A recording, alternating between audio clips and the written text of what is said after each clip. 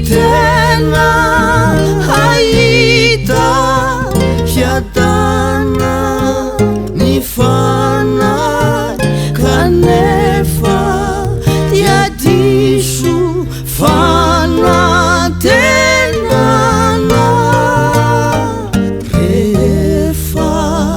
trotraka silao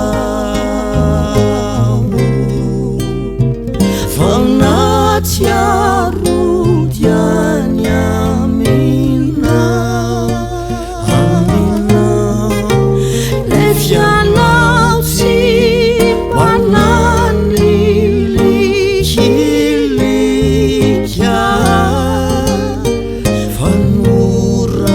fanoraisina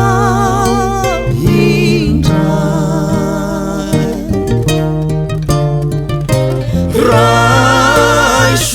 raisoao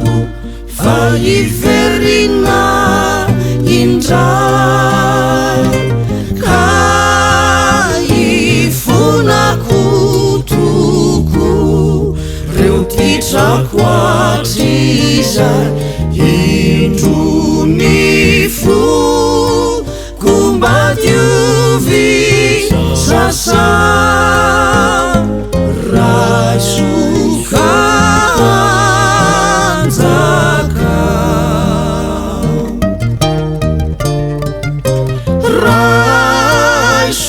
raisoao fa iverina indray ka